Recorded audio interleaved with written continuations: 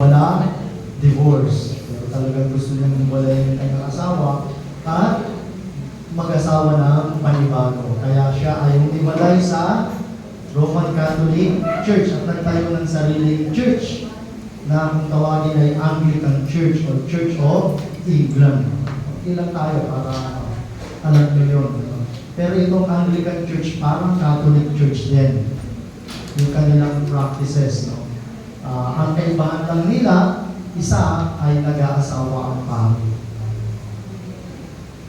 Sa Catholic, hindi po nag-aasawa yung pari. Nag-aanak lang yung pari. Sa Anglican Church, pwede mag-asawa.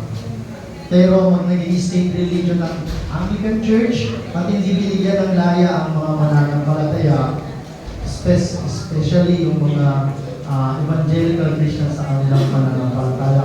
Kaya merong grupo ng mga Kristiyanong nagpunta, nagbakasakali, nagbiyahe, naglakbay papunta Amerika. Nagtayo sila ng first community, nakalimutan ko yung pangalan ng first governor sa Baptist history. Ang isa na napaka-specific na lugar ay Rhode Island. Pero kalahati doon sa mga nagbiyahe from England to America ay namatay. Hindi na survive. Ganun pa man, yung governor, first governor, nag-clear pa rin siya na dapat pa rin tayo magpasalamat dahil sinamahan tayo ng Diyos sa ating paglalakbay at matagumpay na makarating sa Amerika upang maipahayag ng malaya ang ating pananampalataya. So ang tawagdayan natin doon, marami sa mga evangelical Christians sa Amerika ang nag-mission dito sa Asia. At isa na roon sa kanilang napuntahan para sa pag-mission ay ang bansang China. At dahil nagkagulo sa China, dahil sa komunismo, noong World War II, yung mga missionary sa China ay nagpunta sa Pilipinas. Kaya ang Ebanghelyo ay dumating sa ating mga Pilipinos. So, sama may kaugnayan tayo. Kung walang mga tinatawag na pilgrims na nag-take ng risk, no? Kumbaga, sinuong nila ang pangalit dahil sa pananampalataya sa Panginoon Jesus. Hindi lubos na lumaganap ang Ebanghelyo ng Panginoon Jesus para sa tanging ikaliligtas ng tao. Amen? Pero tayo, Music Sunday natin. Kaya kanina lahat ng song leaders natin, kumanta sila ng isa-isa. Sumakit po ba yung mga tuhod ng seniors? Hindi naman, maaari na songs yun. No? Usually 4 lang. So yung mga song leaders natin. Although si Nadet gusto na siyang magpaalam as regular song leader kasi gusto niya mag-focus sa Sunday school, magturo ng kanta to develop more song leaders, you know, from our Sunday school students. Kasi sabi, parang kinakapos na yung mga song leaders natin. Minsan sabay-sabay na may schedule at walang available, so kulang na. Kaya sinadet ay magtuturo muli sa mga bata. So ipag-pray. Mamaya pagtapos ng sermon ay marinig natin nila sila sabay-sabay na kumanta ng isang awitin. Sige, batiin natin. Wala naman tayong bisita eh.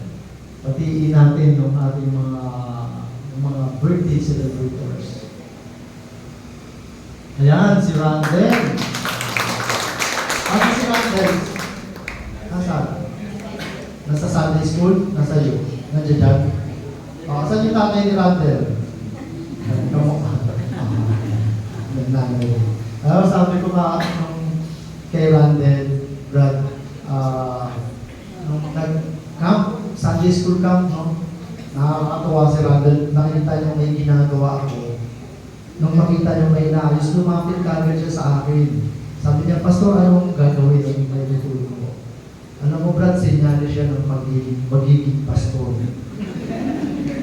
Kasi ganyan ako nagsimula. Anong pwede kong gawin? Linis ng chapel, bodyguard ng pastor, dala ng bag ng pastor. Pag-pray natin, sabi ko, natutuwa ako kayo natin. Lumalaki siyang may takot sa Panginoon at may pagmamahal sa gawain ng Panginoon. Hindi ko alam kung prophetic to, no? Pero yung sinabihan ko na ganitong bata nagpapastor doon sa church ni Pastor Will Osorio sa pinagalingan ko. Ilan taon na ba siya? 14? Huwag lang sana kung na magligaw, ano? Kasi lagi may kasamang magagandang dalaga. Guluhin yung buhay niya. Mag-focus naman sa kanya. So pag-pray natin, pero seryoso po ako, isa yan sa mga challenges na hinaharap ng ating mga kabataan ngayon. Yung mga love lives na wala sa tamang panahon. Hindi natin pinagpapawaran si Christian. Kasama mo po. Hindi ka na Christian. Magandang mga high schooler. Kumari tayo mga magulang, mga church leaders. Pag tumayo natin, hindi na pumasok sa relasyon. Sinasabi ko yan kasi ginawa ko po yan. Nung pabalitaan ko may girlfriend ng 2 kong anak, pinuntahan namin yung pamilya at amin silang pinag-iwalay. Seryoso po ako sa bagay. Kasi hindi pa napapanahon. Pero ngayon sabi ko kay music, oras na magkatrabaho ka, nangbigo. Gusto na kita mawala sa bahay. Again, atin lang yun. Ayun!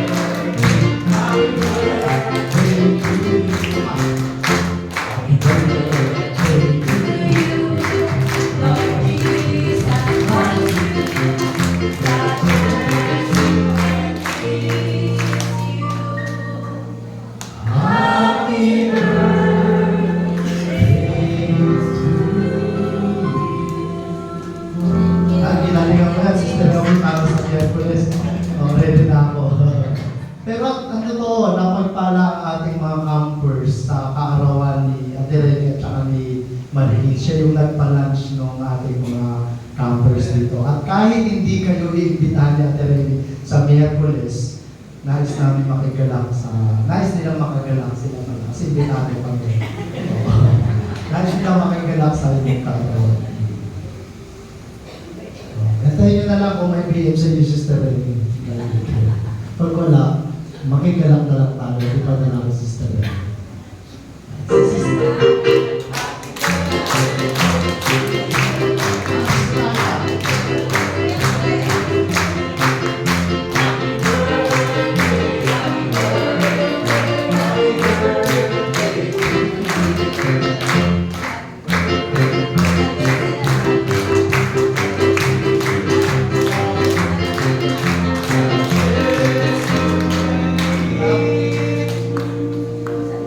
Mali kasi dapat kasi sabay-sabay tatlo yung tama din. Excited kayo masyado, tatlo yung sinasabay-sabay. O sige, ayan. Di na yun ha, kilig na yung sa lahat. Ay, isa pa. Para sa lahat.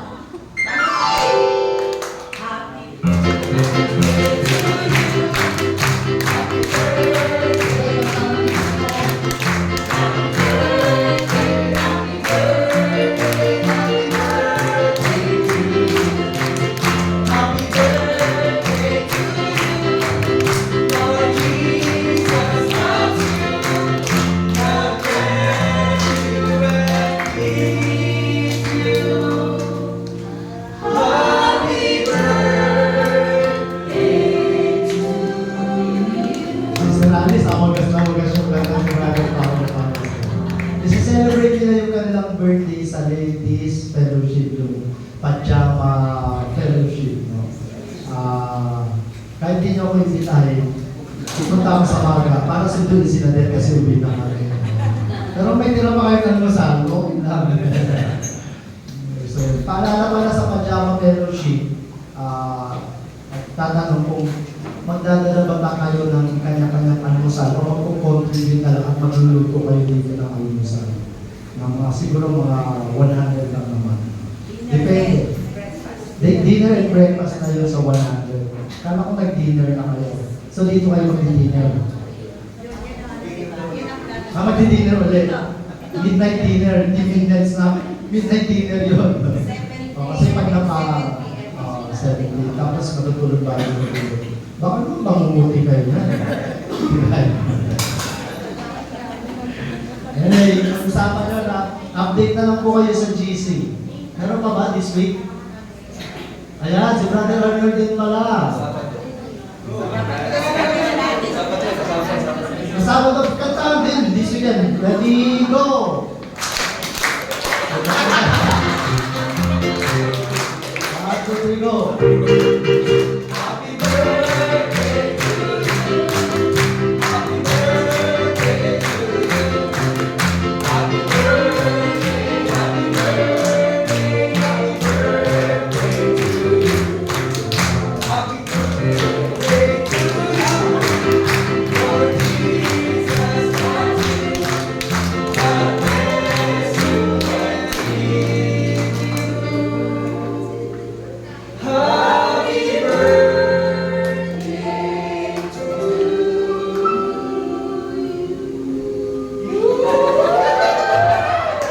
Celebrate ang birthday ni Brother Ariel bukas. So, update na lang tayo sa elders, saan tayo pupunta, anong oras tayo alis, ano bang gagawin natin. Update na lang tayo sa GC mamaya. Meron pa ba? Meron pa.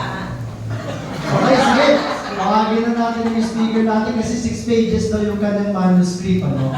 For the first time sa ating adult worship, maraming beses na sa mga youth worship, ay magiging tagapagsalita natin ang ating music director.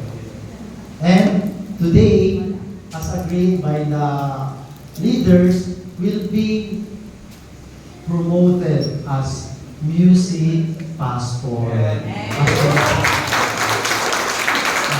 Ano yung nag-iisip ako kasi may youth pastor tayo, tapos may music pastor tayo. Kailan sila i-recognize na parang full-fledged elder na kabuuan kagaya namin. At gusto natin maging biblical sa bagay na yun.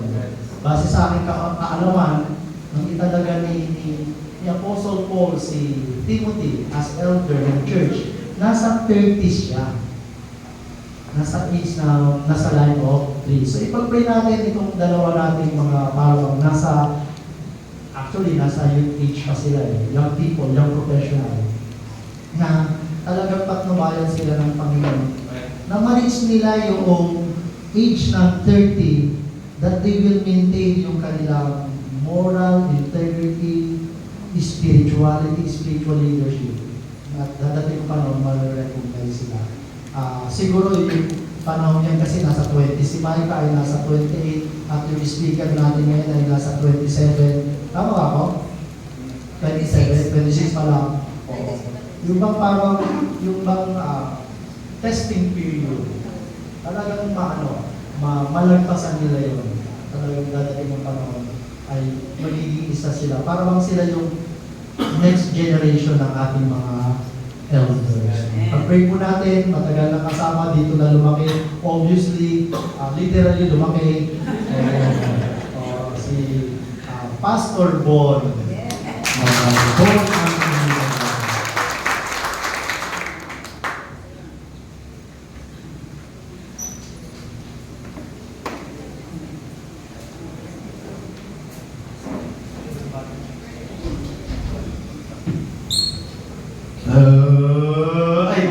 hindi pala ako yung sige.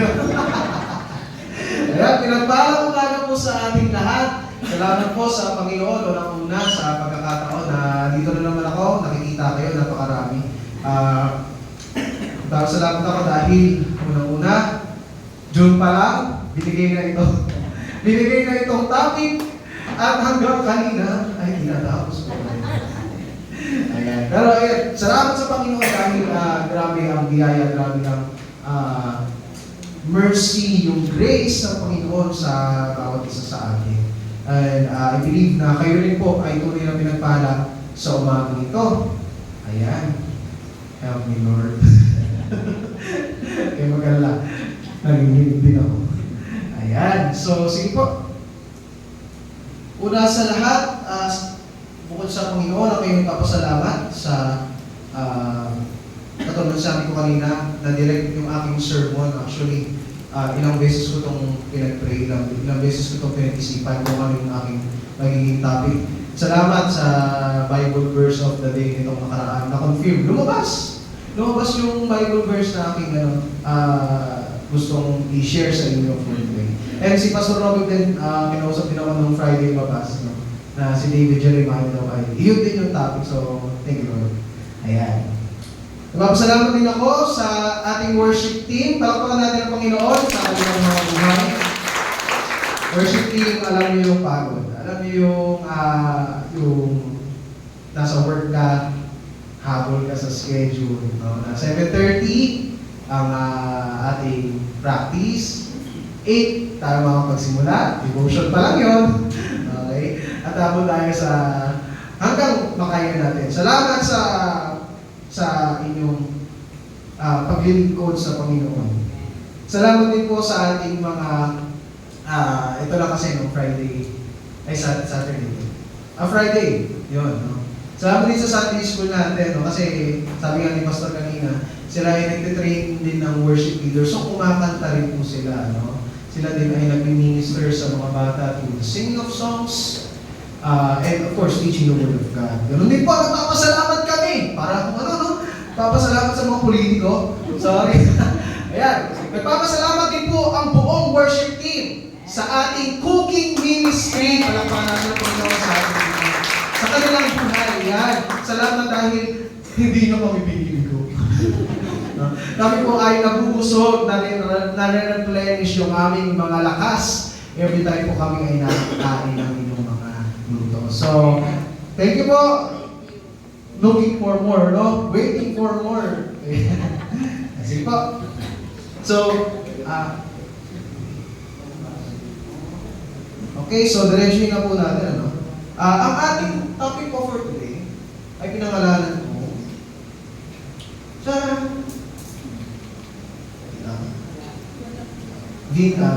down na lang siguro daw. Try down mo. Yan, okay. Making melody for the master. Yan, no? M. Para kayo dyan. Okay? So, actually, since, makita ni Pastor Robin kanina na ito ang ating topic for today, dito tayo iikot, no, sa pag-awit at pakikinig ng mga kanta para sa Panginoon. Let me start off with this. Sipo. Ayan. Songs. Sabi dito, songs are just charming pitches and soothing instrumentals that interest the ears. They are also covert presentations of subtle ideologies that influence its hearers. So, sa Tagalog po, ang mga kanta. Sino po mahilig makinig ng songs? Ayan, may nagawa na po ba kayong kanta? Meron nakagawa na po ba ng kanta rito? Ayan. Para kanino, Babs? Para kay Lord. Ayan. So, marami po sa atin, sa bawat araw ay nakikinig, nagpapatugtog ng music. Ayan. Ganun din po yung inyong mga anak. Pero ito po yung katotohanan sa ating mga kanta. Hindi lang po siya, hindi lang po siya yung, sabi nga dito, soothing instrumentals. Na kapag narinig mo, interesting sa iyong pandinig, no? Na natutuwa ka, ang ganda, rock, pop, ang ganda ng mga tunog nila. Hindi lang po all about tunog ang music. No? It's also about yung mga ideas, yung mga kaisipan na embedded doon sa mga lyrics. Okay? Bakit ko po sinasabi to? Ayan, sige po. Kasi po, sa konteksto ng Pilipinas, bilang teacher, pag nakikita ko ang aking mga estudyante, nagti-TikTok, nagpo-post sa Facebook, ang mga tema, no? Yung focus ng kanilang mga kantang pinapakinggan at kinakanta ay disturbing, demoralizing, and depressing. Ito po yung main themes ng music natin sa panahon ngayon, lalo na sa Pilipinas. No? Anong laman ng mga music natin ngayon? Violence, no? Sex, rebellion, money, depression, and profanities. Ang problema, sumisikat, yung mas masama. Kung hindi po kayo nakakarinig ngayon, kung wala pa kayong idea sa mga sumisikat na kanta ngayon, ayan. Isa sa mga sumisikat na kanta ngayon ay may halong mura sa kanyang chorus. Isa, piano. Ayan. No? Yan po ay isang kanta tungkol sa pag-iwan sa kanyang minamahal. Iniwan siya ng kanyang minamahal sa ere. No? At yan nagiging dahilan para sa pagmumura niya doon sa kanyang kanta. The thing is, balik na tayo dun sa the more morally corrupt the song is. No? Dahil ang Pilipino, tuwa-tuwa kapag may kalokohan, di ba? Sige, ganyan, tuloy mo, sumay mo! Ganyan tayo. Magaling tayo sa ganun sa kalokohan. So, nangyari, sumisikat yung mga hindi magagandang mensahe. Ayan. Why do I say this? Mga mami, daddy, ingatan po ang inyong mga anak. Pakituruan po sila na umiwas sa mga songs, sa mga kanta, na mag-i-influensya sa kanila na humiwalay sa presensya ng Panginoon. Katulad na sinabi ko kanina, hindi lang sila music. Hindi lang yan beat na mapapasayaw ka. No? Lahat ng ideya, lahat ng kaisipan ng mga composers niya ay naitatransfer sa ating mga kabataan. So pakiingatan po, lagi natin ipanalangin at tulungan ang ating mga anak na lumakad o makinig ng mga magagandang impluwensya. Of course, ano yung magandang impluwensya? Of course, worship music. Ayan, no? Worship music. Naalala ko nga lang. Sige po. Ayan. Naalala mo ba? Ayan. Naalala niyo ba kung ba yung first time nung pumasok sa church? Naalala mo ba yung na-invite kayo? Sige, bro, punta ka dito. Ayan. Kung pasok mo sa church, ano mo bungad? Hi! Kumusta ka? Hindi ko naman. Kahit pilit ano? Okay. Yan. Tapos po. Maya-maya makikita mo, dami-dami po ang malakpak! Praise the Lord, praise the Lord, let him hear his voice. Ano reaction nyo? Naalala niyo po kung anong reaction nyo? Anong reaction nyo? Pumalakpak din po ba kayo? Agad-agad? Ha? Nakangiti lang, ano lang yun? Nakaya. No? Ganun ang feeling natin noong una. Actually, ganun din ako. Witness si Pastor dito. Nung nandun pa tayo doon sa, nag-worship pa tayo doon sa taas, doon sa may clubhouse ng Eastwood, alam ni Pastor lagi, kinikwento niya sa akin. Kapag nag-worship tayo, hindi ako pumapalakpak. Hindi rin ako nakikinig. Tumitigil na ako sa likod. Kasi yung likod nun, andun yung mga bundok, andun yung mga buildings. Waiting na ako doon. Diyan pala yung Makati. Ito, QC, Marikina, ganyan. Ganun lang ang trip ko. At hindi ako lalo pumapalakpak. No? Kala nyo, extrovert na ako agad. Introvert pa rin, may ganun pa rin. No? May ganun pa rin part ng pagkatao natin. Hindi naman ako sobrang kapal ng mukha 100%. Okay, 80%. Let's say. Ayan.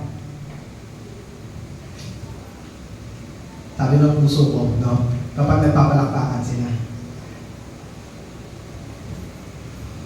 Ba't ako papalakpak? Takpak kayo. Ako hindi. Kamay ko to eh.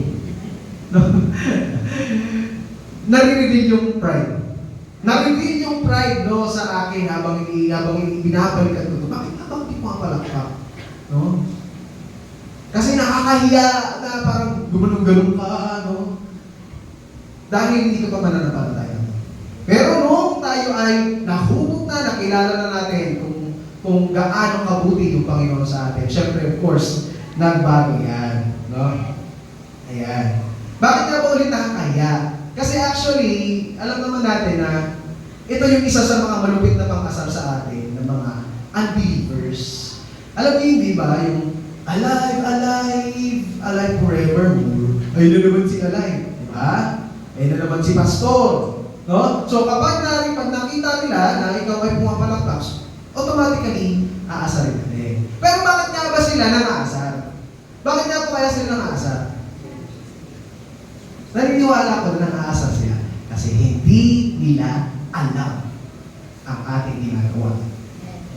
hindi nila alam ang layunin ng ating pagpalakpak. Hindi tayo nagtatawag ng kalapate, kundi tayo ay nagpupuri sa Diyos. No? Sige po.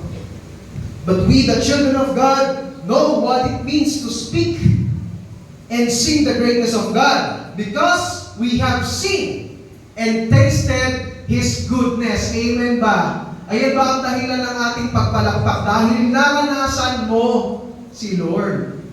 No? Naranasan mo yung pagpapatawad, yung yakap ng pagmamahal, even in the times that you cannot even love yourself.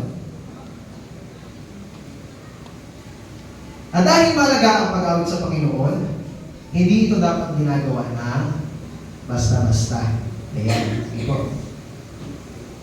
Sa ating aaraling verse, nilatag po dito kung ano ang kailangan isaalang-alang sa pag-awit sa Panginoon. Ayan. So, dapat, ngayong araw, dapat meron kayong mga GF. No? Dapat meron kayong mga GF. Yung mga isasaalang-alang sa pag-awit sa Panginoon. No? GF. Di ba, Babs? GF. Okay. Kapag wala naman, MP na lang. No? MP. Pag GF kasi ito yung English. Pag MP, yan yung Tagalog natin. Sige po, tayo po tayong lahat. Ayan, bago po tayo magbasa, pakibalik na lang po. Ayan. Pakitaas po muna ang ating mga Bibles, ating mga phones, as we pledge our allegiance to the Bible. Sige po, taas po natin. Ating mga Bible, ating mga phones.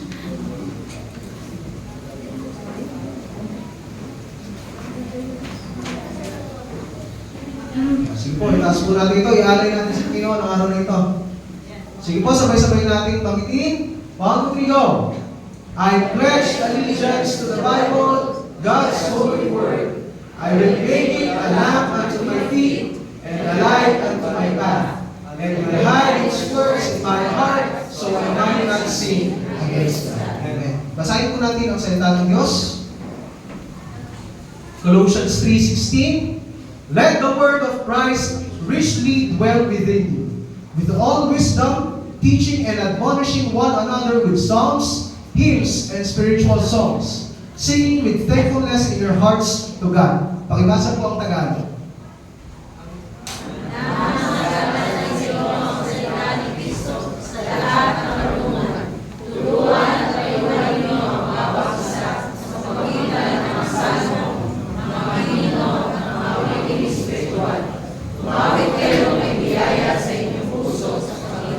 Tayo pimanalangin, Panginoon, kami nagpapasalamat sa iyo, pinupuri ka namin sa umagang ito. Tulungan mo kami, gabayan mo kami sa aming pag-aaral ng iyong salita, sa mga nagsasalita at sa mga nakikinig.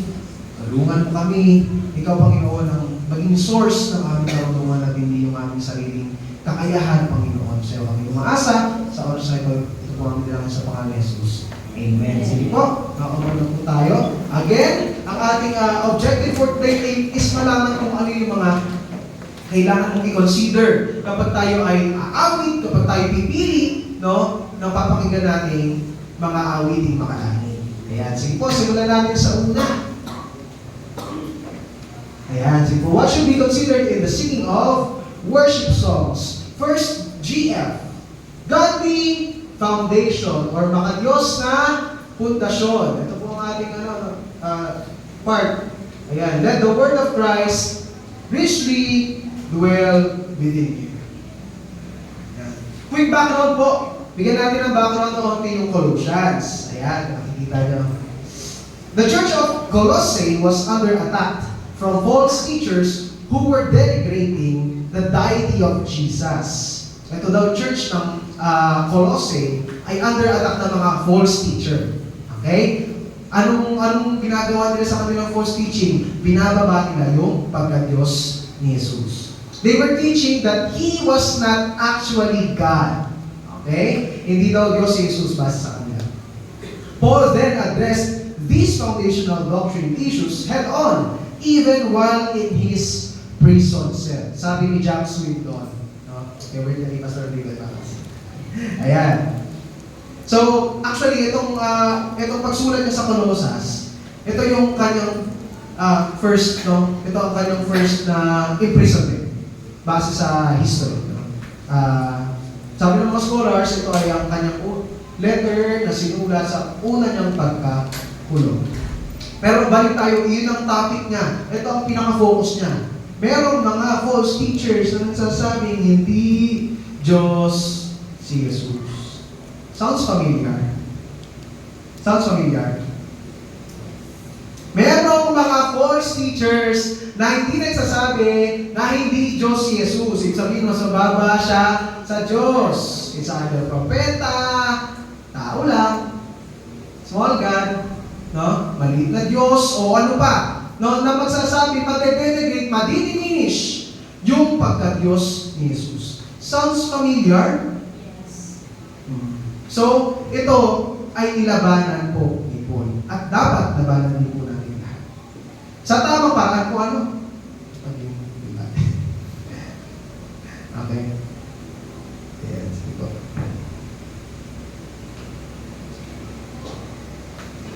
The main requirement for a godly worship song is godly foundation. Kung babalikan natin, nagkaroon tayo ng hint dahil mayroong mga false teachers doon. Si Paul ay nagbigay ng paalala, no? Na huwag mo tayong maniniwala sa mga ganitong false teachers. Ngayon, kung titingnan natin yung verse kanina, let the word of Christ richly dwell within you. Magkakaroon tayo ng hint kung bakit niya sinabi yun. Ayun pala. Kaya pala, bago siya magsabi na umawit kayo, ang una niya sinabi, manahan, managana ang word ni Christ sa inyo. Dahil merong mga tao na gustong tanggalin yung totoo na aral kay Kristo. Sabi dito, the main requirement for a godly worship song is godly foundation. Sana wag po kayong maka-encounter ng isang Christian na kapag tinanong nyo, bro, sis, anong favorite worship song mo? Bro, ano? God gave me you. Okay. Hindi po worship song. Hindi po yan worship song. Ibig sabihin, napakababaw ng kanyang pundasyon, no? Tayo nakakalungkot pag naka-ano. Anong church yun? Aldam Fellowship? Ayan. Bakit nga po kailangan natin malaman yung pundasyon? Because worship songs are songs for God and are intended to glorify Him alone. Okay? So katulad ng Word of Christ, ang songs pala natin, ayan po. Ayan, ang songs for God should contain the precepts of God, kung ano yung gusto ipagawa sa atin ng Panginoon, the promises of God, ano yung gustong ibigay sa atin ng Panginoon, mga pinapangako niya sa atin, the power of God, kung ano ang mga ginawa at ginagawa at gagawin ng Panginoon, last one, the persona of God, the character of God, ang pagkakakilala sa Panginoon. So dapat daw pala, sa ating mga awiting makalangit ay nakikilala natin si Lord. Yung kanyang holiness, mercy, grace, justice, love, and of course, yung halaga ni Lord. Amen po ba? Ayan. So,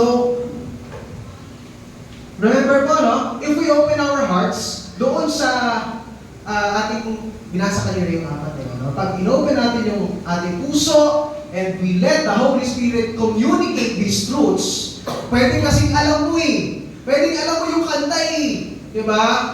Blessed be the name of the Lord. Blessed be the name of the Lord. Pero hindi nag-i-speak sa puso. Okay? Kaya kailangan, if we open our hearts and let the Holy Spirit communicate these truths about God, then we will be directed into the presence of God. Trust me, you will never experience God if you close your heart to Him. Kahit anong basa ng Bible, kahit anong pakinig ng worship songs, if you do not open your heart to God, you will never experience Him. Now, bigyan ko po kayo ng example, no? Sabi kasi dito, foundation. Bigyan ko kayo ng foundation kung anong mga example ng songs na medyo baliw ang ating foundation. Ito ay sumikat na kanta. Sumikat na kanta around 2018, 2019. Ayan. Sino pong nakakaalam itong kanta na to?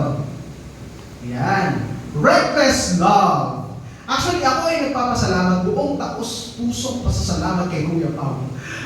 Ang aking pinapahati. Dahil, kaya namin naiintindihan to. Actually, kinakanta namin to ni Dayan sa Youth Fellowship. Isang time, siya kumakanta. Next week, ako naman. Okay? So, tungtuwa kami. Oh, the overwhelming, never-ending, reckless love of God. Buti na lang, nag-prepare si Kuya Pao ng sermon para i-correct kami. Okay? And I am very thankful for that. Kasi nalaman ko, oo nga pala, no? Ang ganda lang kasi pakinggan, kasi poetic. Ang ganda pakinggan eh. Reckless love of God. But if you look closely, no? If you dive deeper, ang ibig sabihin, sabi ng Merriam-Webster, define niya ang reckless as marked with lack of proper caution, careless of consequences, irresponsible. So doon pala sa pag-awit namin dati ng reckless love of God, hindi pala namin nakikita o hindi pala namin nabibigyan ng papuri si Lord. Kundi nilalait pa namin si Lord noong mga panahon na yun. Kaya nagpapasalamat ako dahil meron nagko-correct sa akin. No? Kaya masalamat po tayo sa nagko-correct. Masakit. Pero masarap after. Kasi nalalaman ko naayos sa tamang daan. Ayan po, buti na lang. No? So, pinalitan namin yung word, ginawa namin perfect love, fearless love, yan, para mas maging okay siya. So, saan po siya nagkaroon ng problema? Sa persona ni Lord. Yan, sa character ni Lord. Diyan po tayo nagkaroon ng problema siya. So now, punta tayo, let's proceed. Now, the word of Christ, richly, dwell, richly. Sino mo gusto maging rich? Sino gusto maging rich? Ayaw maging rich? Oh, plastic Ayan. Richly dwell within you. To dwell is to inhabit, manirahan, tumambay, no? Ayan, it should live within us. It's not enough for it to visit, to be pulled off a shelf in time of need, or to borrow it from a friend. Ganun daw dapat ang ating pagturing sa Bible, no? Kanina. No? Hindi lang kapag Sunday ginubukan. Hindi lang kapag Sunday, alam mo, nag-try po ba kayo ng Bible app? Meron dyan yung Bible app na makikita kung ilang days ka nang patuloy, na araw-araw kang nagbabasa. Umabot ako dati ng at least, kahit pa nakakatawa, 200 plus. Tapos yung nakaraan, laging 1. Ibig sabihin, nagkukulang. Oh, magandang indicator siya eh. Magandang indicator na backslide ka eh. Ayan. Okay. So dapat po, again, to richly dwell, then means to have something live within you in abundance. No? So may abundance po. Manahang sagana, maging sistema ng buhay nyo. Hindi lang po, hindi lang yung pag-aalala ng Bible verse. That is good po. That is very good. No? But also, you have to think of, you have to think of other ways para mas maging totoo siya sa'yo. Of course, kailangan mo ng pag-internalize, no? I-meditate mo sa salita ng Panginoon, hindi lang babasahin, hindi lang kakabisuduhin. I-contextualize mo, alamin mo kung para sa iba talaga, kasi karamihan sa atin, tanggap ng tanggap. Ako ay magiging prosperous. God has a plan for me. No? Aral-aral din ang konti. No? Para mas maintindihan mo natin kung ano yung konteksto ng ating mga binabasa. And then of course, practicing the Word of God. So ang tanong ko dito, nakaabot na ba kayo sa point na, ano mo naranasan nyo na to? Na you are abundant in the Word of God. What do I mean by abundant? Na bawat sikot, bawat sitwasyon mo, may kaakibat ka na agad na Bible verse. Halimbawa, nagtitiis ka sa, dumaan ka sa pagdidisiplina ng Panginoon. Ano maaalala mong verse dyan? Diba? The Lord corrected whom He loves. Diba? Meron ka agad na lumalabas sa iyong isip na Bible verse, na masasabi mo, pwede, or context, para ka related sa sitwasyon mo. Okay? So, may naramdaman na po ba kayong ganon? Wala pa? Hinga! Hinga! Meron kayo naramdaman na tawag doon, ubos na yung budget natin. No? The Lord will provide. Diba? Meron ako mga, may problema, may ganito. Kay mga naaalala kang verse. No? Dapat lagi yun. Ibig sabihin kasi ng internalizing and giving the Word of God eh. Kasi, pag hindi, ginagawa natin? Memorize lang yun. Pag wala tayong naaalala. No? Diba? Nabawa, antok ka. Nakatok ako sa worship service. Naalala mo yung kwento nung nahulog na namatay nung nagpipreach yun si Peter. Peter ba yun? Si Paul, sorry. Karetik pa yun, no? O, di ba? Pag-isip mo, walang matulog baka matay ako. Okay, hindi. Dapat, no? Maintindihan ko natin na merong sagot ang Biblia sa lahat ng sitwasyon natin sa buhay. May kwento sa kasabihin. Yan. Ang tawag po doon sa mga naaalala ninyo or baka pinanghahawakan yung verse ay life verses. Ayan, para mas okay. May mga life verses po ba kayo? Ayan, maganda, no? Meron dapat kayong pinanghahawakan sa buong buhay nyo para kung isasama yung buhay nyo, dito nyo naramdaman yung goodness, faithfulness ni Lord. Ayan. Now, gusto ko i-connect sa music. No? Gusto ko po ngayon, usap kayo for 1 minute ng katabi ninyo. Ano naman po yung favorite worship music ninyo? Ayan. Kung may live verse tayo, baka meron din tayong live songs. Ayan. Sige po, bibigyan kayo ng 1 minute, usap kayo. Ano yung pinaka-gusto mong worship music na kapag narinig mo, no, talaga naman, naaalala mo yung kabutihan ng Diyos sa iyong buhay. Mag-God gave you, ha?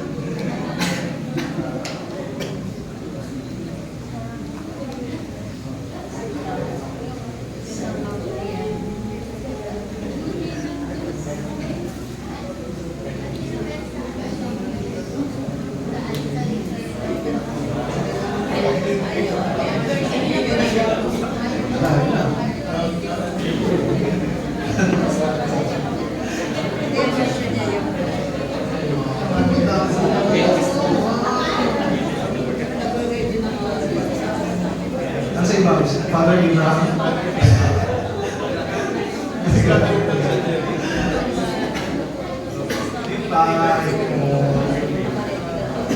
Okay, so yan po, ano? Cut ko na kayo. So, nakakatawa po kasi nakikita ko kayo nag-uusap talaga kayo. Ibig sabihin, meron po talaga kayong naaalala ng mga worship song na kung saan nakaka-relate kayo at nare-reveal yung sitwasyon nyo, no? In the light of God's Word. Okay? Yan. So, yan. Sabi kasi dito, no, kung tayo ay nakakaramdam ng gano'n na meron tayong mga live song, it's because these Bible-based lyrics help us understand the richness of God's love, mercy, justice, and grace. Sila ang nagpapaalala sa atin na mabuti ang Diyos. Ngayon po ba, kapag kayo kumakatak ngayon, sa pagkataba natin kanina, naalala nyo? Naalala ba natin? No, dapat lang maalala natin na mabuti si Lord, no? Grabe yung mga kanta kanina. Talagang may papakita, no, kung gaano kabuti ang Panginoon sa atin. So how can we, dito tayo. Ayan, balik po tayo sa, ito po, application natin. Christian songs should contain the biblical Christ. Ayan, so bilang magandang pundasyon, si Kristo po, sentro. It shouldn't be misaligned with God's Word. Ayan, it should reflect the very heart of God. Now, we will be able to listen and make songs with God's living Word as our basis. Naisip niyo na po bang gumawa ng kanta kay Lord? Diba kanina? Hindi ba? Karamihan sa atin, wala pa, no? Pagkatapos po siguro gawin tayo sa sarili niyong kanta, no? Para mapakita mo to as your testimony na talagang mabuti ang Panginoon sa aking buhay. No? Ayan, yung challenge po yun. Sige po, next po natin. Ayan, next, GF, growth, GOF na siya. Growth-oriented functions or mapagpalagong paggamit. Sabi dito, with all wisdom, teaching and admonishing one another with psalms, hymns, and spiritual songs. Ano ang word na mapakita ko sa inyo? One another. one another emphasizes the call for congregational worship. So sana next time, punta na po tayo dito mga 9:40 para maaga po tayo makapag-praise and worship. Okay lang po ba? Ayaw po ba? Ayaw. Yeah, para maaga, no? Para ma-experience talaga natin yung whole, no, na worship time natin. Ayan. So congregational worship is about edifying the church through the singing of the greatness of God. Now, ano yung mga primary duties natin bilang mga Christian? No? Ano yung primary duties natin bilang Christian when it comes to worship, no? Tingnan natin dito. Ano ang duties mo? Maging kapatid, wag kapatid. No? Wag ka maging kapatid. Be a brother, not a bother. Okay? And be a sister, not a sinister. Okay, nagsusunod. Okay, ito ang mga salita na to, no? Kapatid, brother, sister, ito yung lagi natin binabanggit sa bawat isa. Okay? Pero minsan nagiging problema kapag hindi tayo nakakaintindihan, kapag nawala yung pride sa ating mga puso, dito tayo mabagsak, no? Nagpapatiran tayo.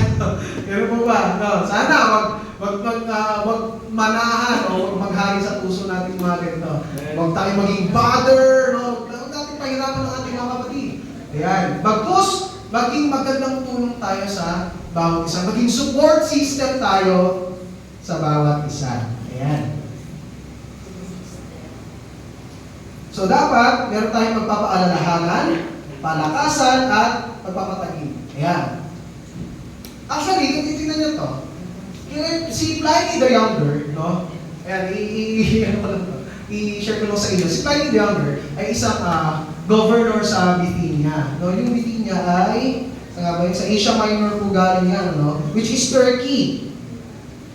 Sa Turkey po yan. Yan. Isa siyang governor. No? Eh dito, sa story na maipapakita na even sa 2nd century, no? Parang less than 100 years after mag-ascend the Lord sa langit, makikita na ang mga worshipers, ang mga Christian, nag-worship talaga siya. Nag-worship talaga sila. Sabi dito ni Pliny the Younger, sa letter niya kay Trajan, yung emperor ng panahon na yun, sabi dito, they were accustomed to meet on a fixed day before dawn and sing responsibly a hymn to Christ as to a God and bind themselves by oath. Meron daw silang fixed day kung saan ang ginagawa po nila, sing responsibly a hymn to Christ. 2nd century, no? Around 111 to 113 naging governor po si Pliny the Younger. Okay? So makikita natin yung kahalagahan doon pa lang sa mga unang Kristiyano ng pag-aawitan sa Panginoon. Yan. Sige po. So, tingnan natin po ito, no? Ano po yung mga function natin? Ayan, sabi nga dito tayo, for praise and worship is essential to every fellowship. Ayan. Kunin natin yung mga function po, yung mga pamaraan, paggamit ng awit para sa Panginoon. Unang-una, to administer learning o pagtuturo. Okay? So, Christ's word can instruct us, which is teaching. Now, ang challenge dito, worship songs should help us understand certain biblical truths. No, hindi lang yung, yung parang walang basihan na yun, walang tulong, okay, sa atin. Dapat, meron tayong mag-gain sa mga worship songs na pinapakinggan natin. At ito ay mga examples. No? Alam ito, God and three in one, Father, Spirit, Son. Ano kata po ito? How great is our God. Ito yung 2nd verse na. Ano pong pinuturo nito? Trinity. No? Ganun po. Sa mga worship songs natin, napakaganda if meron tayong matututunan, mare-reinforce po sa atin yung mga doctrines na pinag-aaralan natin sa ating mga churches. Again, ito po. Another one, only by grace can we enter, only by grace can we stand, not by our human endeavor. No? Ito yung doctrine of grace alone. Diba po? So dito pa makikita natin, ang laking tulong, ang laking benefit ng makakuha mo kapag ikaw ay kumakanta ng mga awitin makalangit. As we listen to worship songs, our knowledge of the Lord increases. Ito ang challenge kasi sa mga worship leaders, no? Ang mga worship leaders, dapat theologians din tayo. Okay? So, hindi tayo pipili na parang, uy, maganda lang yung beat, uy, maganda lang yung no, mapapasayaw siguro yung mga church dito, no? Yung mga church members natin. So, hindi po tayo dyan. Hindi po tayo focus doon, no? Hindi sila pupili ng kanta na maganda ang beat and rhythm, kundi ang kanta may messages na legit. And praise and worship, hindi po primary, ha? Hindi po primary. Dapat maging supplementary siya sa pag-aaral natin ng salita ng Diyos. Yung iba naman po kasi, hindi na nagbabasa ng Bible, nakikinig na lang ng mga worship songs. So, that is not a good foundation po sa atin. So, dapat po, maging supplement, no, pangdagdag sa ating spiritual na kalusugan. Ayan. So, as we listen to the Lord and sing worship songs, our knowledge of the Lord should increase. Next po natin, for admonishing. Kanina, for administering learning. Next is for admonishing. Pagpapaalala o pagbabala. Ayan. At the same time, Christ's Word can also show us where we need correction. Alam din po ni Lord kung paano tayo, paano i-reveal sa atin ang ating mga pagkukulang, ating mga lapses, mga shortcomings po. Yan. The Word of Christ gives us guidance in how to correct mistakes in what we believe, no? Kino-correct tayo sa ating mga pinaniniwalaan at doon sa mga ating ginagawa. Yan. Yung Greek word po na ginamit dito sa admonishing is nothetaio. It literally means to put in mind. Hindi lang po siya actually nakafocus sa pagtutuwid. Kung hindi, more on reminding. Pagpapaalala. Okay? So in this case, of course, yung truth ni Christ and truth ng gospel. Biblically inspired lyrics can be used by God to get the attention of those who are away from Him. Example po natin, sino pong hindi nakakaalam dito, baka hindi Christian. Ito ay isa sa mga pinakagasgas, no, ng mga awitin natin. Heart of worship. Naku naman, kung ikaw ay hindi ka na hindi ka pa nakarinig dito, grabe. No? Yan, sabi dito, when the music fades, all is stripped away and I simply come. Sabi po dito, you search much deeper within through the way things appear, you're looking into my heart. Bakit po nasulat ko ni Matt Redman? Si Matt Redman po ay, of course, worship leader din sa church. And umabot kasi sa point na yung kanilang pagtutugtugan is naging pagtutugtugan na at hindi na pagsamba. Okay? Kaya ang nangyari, ginawa nila, one day, tinanggal lahat ng instruments, nagkakapera sila. No? To discipline themselves.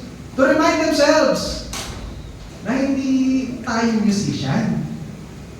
Ito, musician technically, but we are mainly worshipers.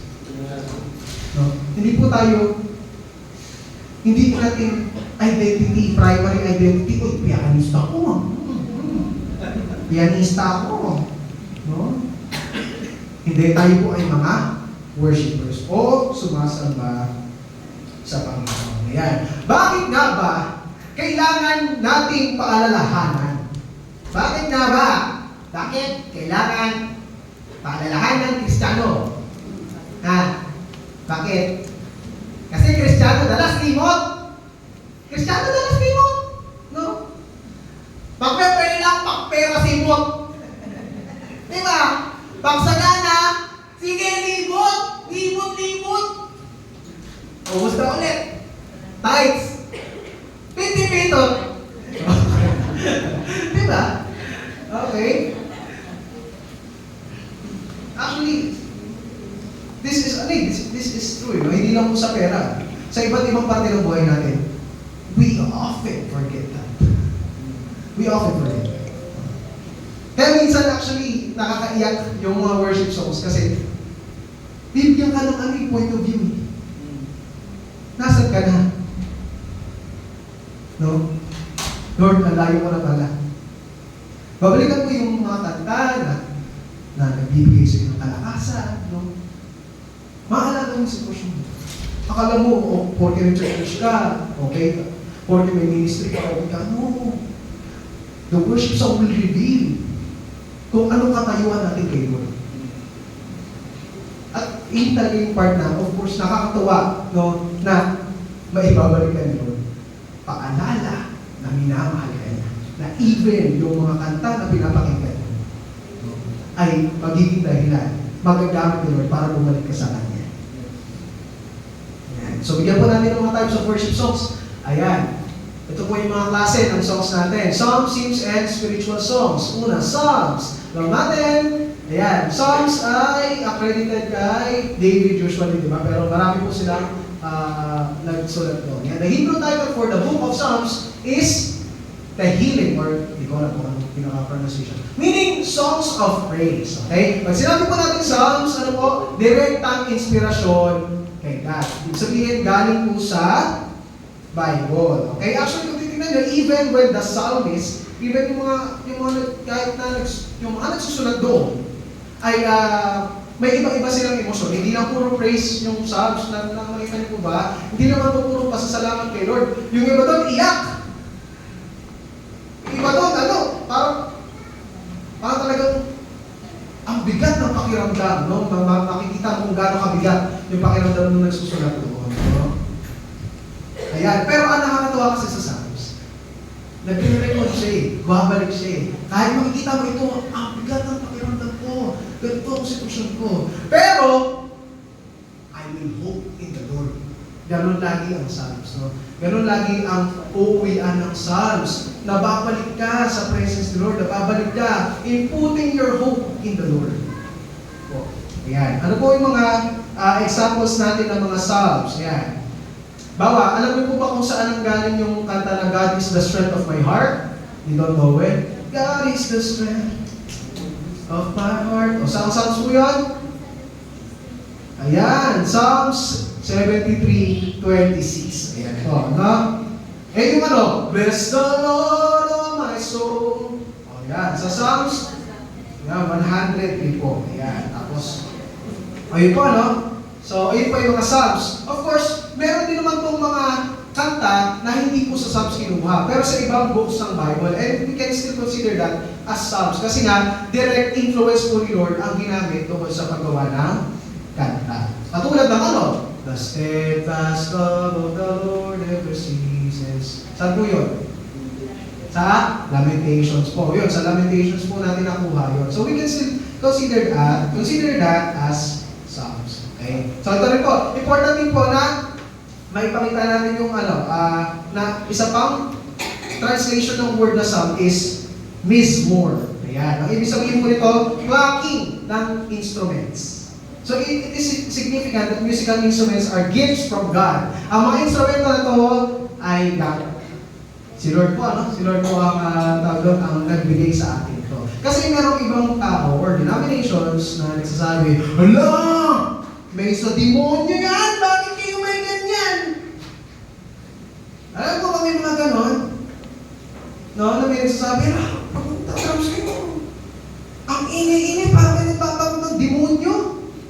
Okay? So of course, hindi po tayo naniniwala sa ganon. Dahil naniniwala tayo na ito pong mga gamit na meron tayo is instrument for the glory of God. Ganun po tayo. Iba-iba ang function natin sa ating pagtatrabaho. Pero if we put our testimonies with God at the center, no, we will be glorifying Him. Okay po. Ayan. So next po natin, hymns.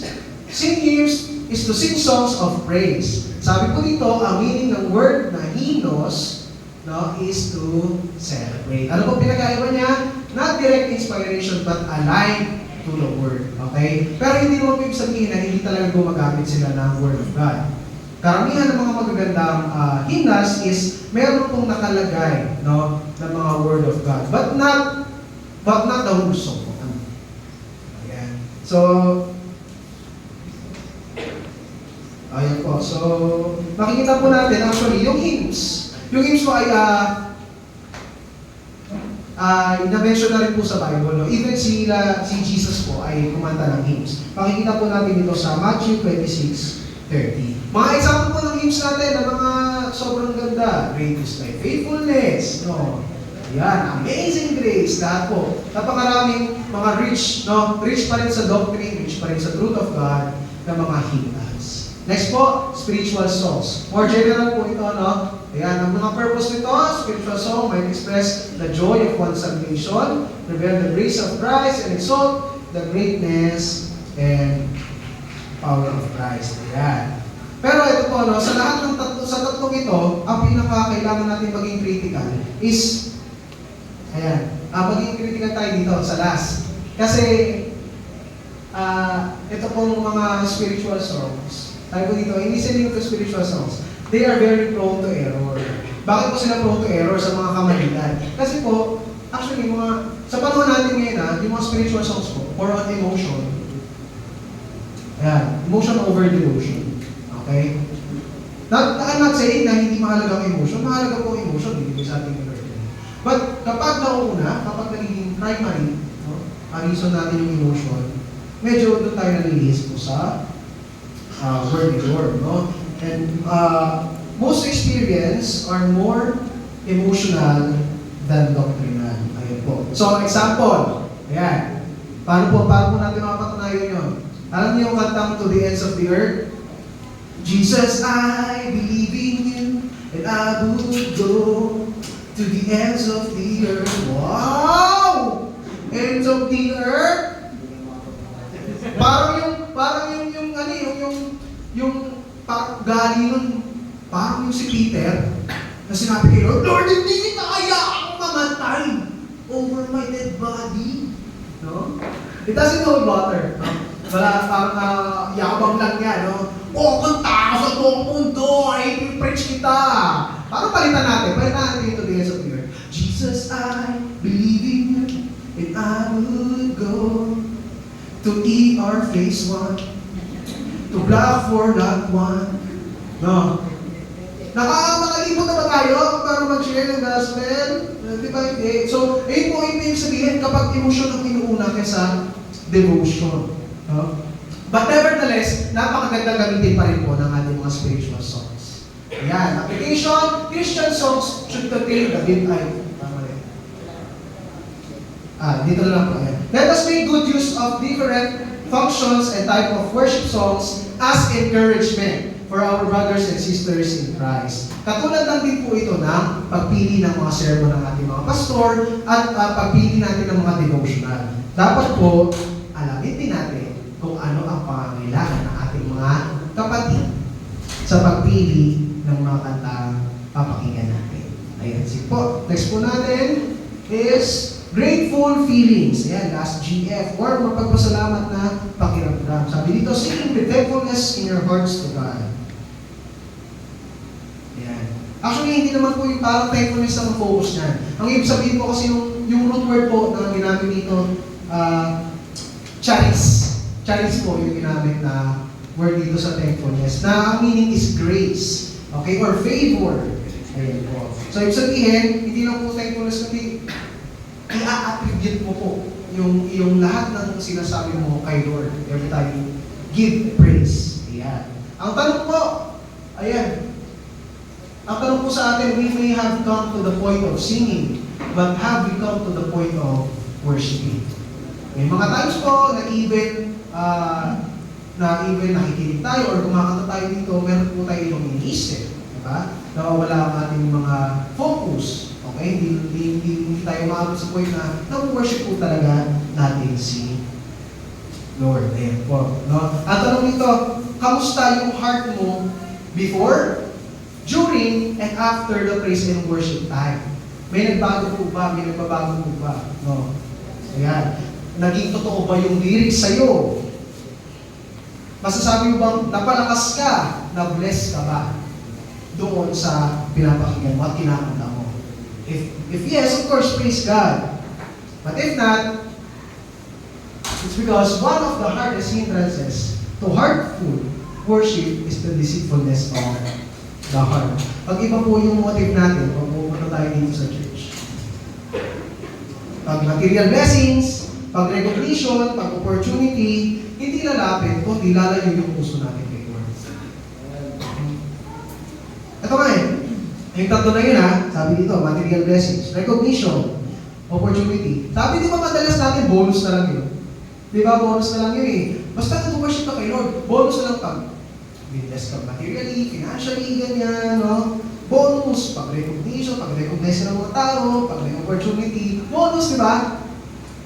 Eh, ang problema, ang Pinoy, ano bang inaabangan? Bonus! Bonus! Kamusta bonus? Ubus! Ramdam mo yan, bro. Ayan. Pero yun nga po, no, we have a tendency na parang mas hanapin yung mga bagay na hindi dapat primary natin hanap. Okay?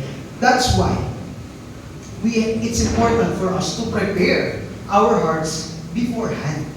No? Kailangan natin i-prepare yung puso natin bago pa man pumunta dito. Di ba? Hindi yung pupunta dito na wasak tayo, no? Hindi naman masama na pumunta dito ng wasak. Pero yung magkaroon tayo ng preparation. Kasi wala pa lang sa pag-ano ng word ni Lord, maintindihan natin, ang pinunta ko dito, Lord, ito talaga. Lord, kung ano man yung mga mali sa puso ko, linisin mo ko, ayusin mo ang aking puso. Kung meron mang galit, no, kayabangan, ibang mga pag-iisip, ay tanggalin mo. So, kailangan po natin yun. Kasi bakit? Yung preparation itself, it is worship na. Hindi yung pagkanta mo pala. Yung pagpe-prepare mo na, pagpe-prepare nila pastor ng sermon, yung pagpe-prepare namin sa pagtugtog, pagkuha ng kanta, paggawa ng PowerPoint, no? Pagpo-post sa Facebook, sa Church ng Isip, yung pagkaayos ng mga teacher, no, sa Sunday School, yung mga pagbibili pa lang ng regalo ng mga cooking ministry natin, that is already worship to God. If you do it right, with the right heart. Kaya mahalaga po ang preparation, hindi lang yung execution. Ayan, bakit po? Kasi kung hindi natin inayos ang ating mga puso, mauwi tayo sa wrong worship. Ayan, alam niyo to? I surrender some. Hindi all?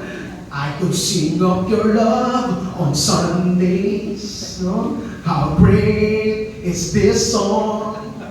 Savior, I don't need a Savior. There is none like me. Diba? Wrong worship, mauwi po tayo sa sarili natin kapag tayo ay hindi nag-prepare, hindi natin naisuko sa Panginoon ang ating mga buhay. Ayan. Our singing is to be done with an attitude of heartful thanksgiving.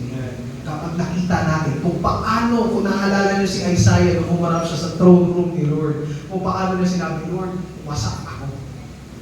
Kung nakita natin yung vulnerability natin, yung fragility ng puso natin, yung tendency natin na laging lumayo kay Lord, and then we see the holiness of God in our very eyes, in our very hearts, makikita natin wala akong may pag-pray.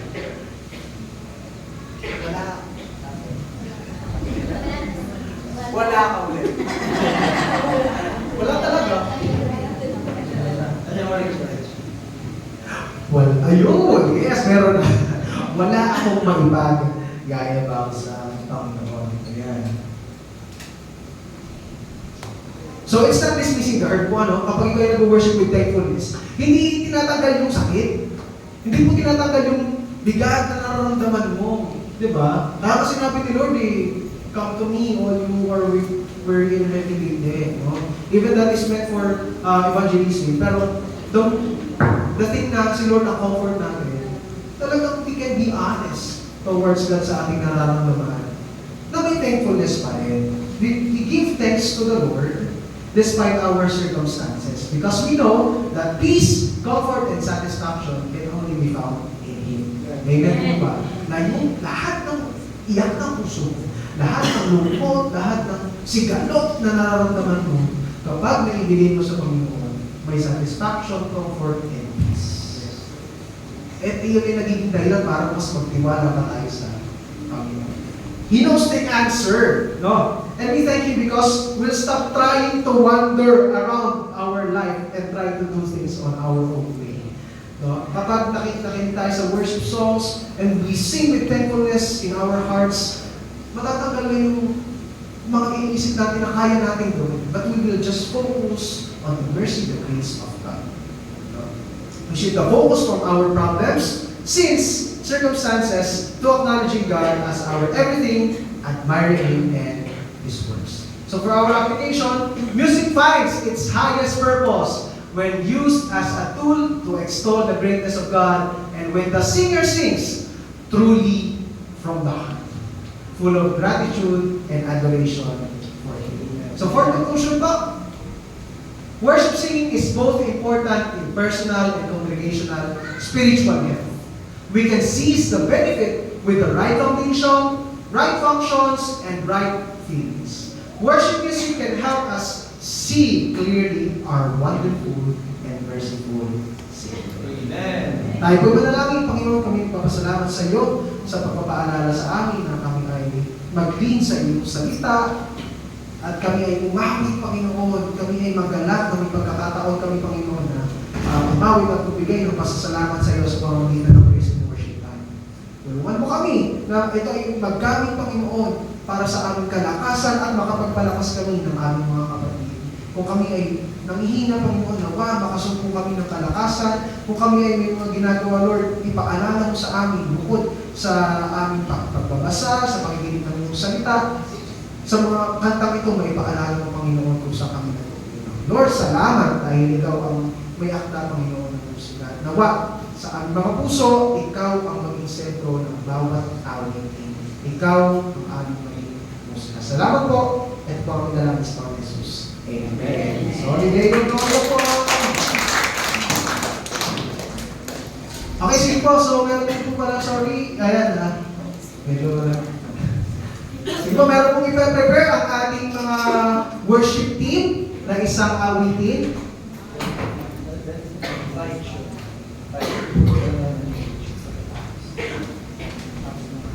So, after po nito, tayo po ay benediction. So, sige po, worship team.